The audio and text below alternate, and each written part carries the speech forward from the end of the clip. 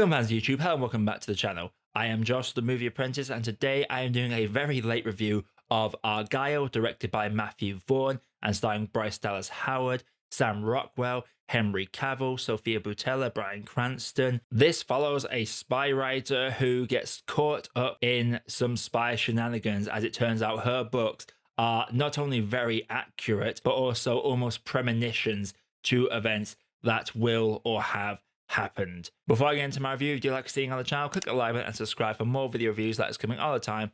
But without further ado, let's talk about this movie. So Vaughn is a director that has brought us some of the most fun action movies ever made. Kick-Ass and Kingsman: The Secret Service are two of the most high energy action movies ever made, and they're very creative with wacky zany characters. But we also get films like Kingsman: The Golden Circle, which feels like it goes too over the top in its energy and its goofy characters. And Argylle is a film that seems to be getting various different opinions across the board. This is the first film this year where I've seen a lot of people loving it, a lot of people hating it, and a lot of people being very mid on it. As for me, I am mid, but leaning towards not liking it, and here is why. Whilst Vaughn does bring us his energetic characters, his quirky characters, and gives us his classic action scenes, it's starting to feel a little bit too much, in my personal opinion anyway. Bryce Dallas Howard and SamRockwell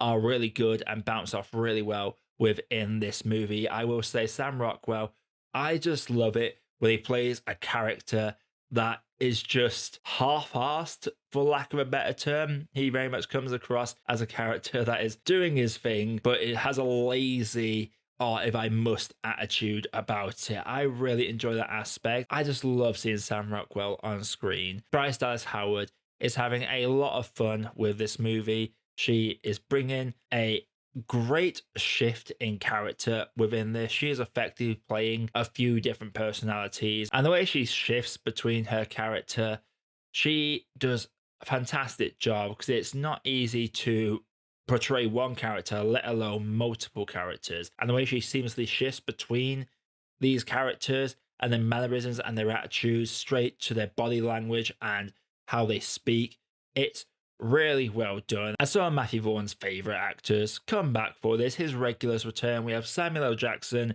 returning into this, always with a big smile on his face. And it's so nice seeing Sophia Boutella back in movies again, having last seen her in a Vaughn film when she played the basically legless henchman of Samuel L. Jackson's character from that same movie. Yes, she was in Rebel Moon recently, but I'll be honest, I've not seen that. So for me, this is Sophia Boutella's return, but I probably will see Rebel Moon eventually. But unfortunately, whilst the characters are as zany and wacky as always, and the dialogue is very fun between these characters, there are several fight scenes in this where I'm not going to say his fight scenes have ever looked the most fluid or the most real, but it feels like since the lockdown that a lot of green screen action set pieces have started to look bad, and this one is no exception. Now, I could forgive it for some of the earlier scenes, because I assume because it is being told in an imaginary world, it kind of works because it's not real. But even when we get to set pieces in the actual world that are actually happening, it's almost an absolute eyesore, and some of the green screen elements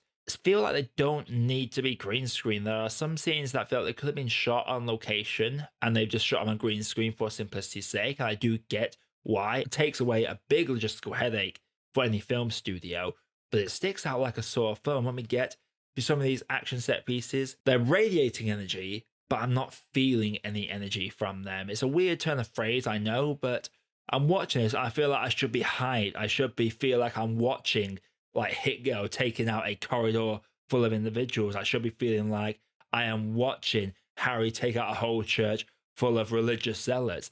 But instead, I'm just watching this feeling like, okay, I feel like it might be because action movies have come a long way since those earlier movies of his, especially John Wick. The John Wick franchise has shown that you can do long take action sequences that look really good, and James Gunn's The Suicide Squad really show that you can have some wacky action set pieces. This film feels like it's a bit behind the times in terms of how action is being portrayed going forward. And I will say as well, in terms of story, there are a few too many twists and turns, and the runtime of this movie could have been shortened, considerably. This is well over 2 hours long, and I'm not usually one to complain about movies when it comes to the runtime. For me, it feels like that the film just keeps going on and on and on. I like spy films, I like action films, I like it when there's a twist in the narrative or a swerve, but this film gives us one swerve after the other, and it gets almost cartoony comical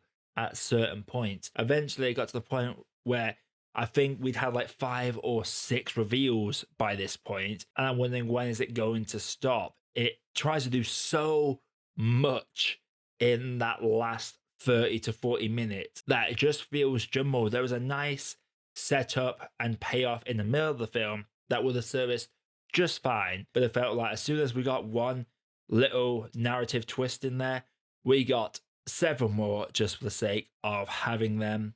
I'm not going to spoil the movie, though it's been out for a while, and I assume most people have seen it already. I will say that the way it ties in to other properties doesn't make a whole lot of sense considering the actors involved within this movie itself, and the way the film wraps up is yet another revelation. It's a frustrating movie for me because it's trying to be a fun action movie, it's trying to be witty, but with some truly god-awful looking CGI green screen effects that comes to the action scenes, plus a story that just goes way too twisty and turny in the latter half of the movie. It crumbles down like a Jenga tower and doesn't quite work. So whilst every actor on there is clearly having fun, like Bryan Cranston is having fun playing the villain, Henry Cavill and John Cena clearly enjoying themselves. Obviously, Sam Rockwell and Bryce Dallas Howard are really enjoying themselves. Every actor's having fun. I have no doubt that the Matthew Vaughn sets are really fun to work on. Unfortunately, if you're just having fun on a set, but the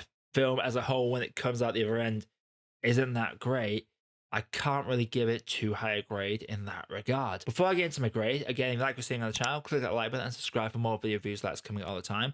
But without further ado, let's grade this. Argylle for me had potential. It comes in with an energy that I just do not feel. Some of the effects are really poor looking, and the cat that appears quite regularly in this and is heavily featured in the trailer, the laughs dry up pretty quickly when it comes to that particular character. The performances are fun, but all the twists and turns that the stories take become way too jarring. It feels like the film's gone through a long period of turbulence, that by the time the film finishes and the plane lands, I'm just glad that the ride's over, because there was too much turbulence when it came to the film narratively as well. I'm going to have to say that for me, Argylle is a tea that has too much milk. So Argylle, have you seen it? If you have, let me know what you thought down in the comments below. And again, if you like what you're seeing on the channel, click a like button and subscribe for more of your video reviews that's coming all the time. Coming up on the channel, I will be reviewing Gassed Up and A Taste of Things over the next few days, and I have a few digital download scooters to get through, so stay tuned for those as well.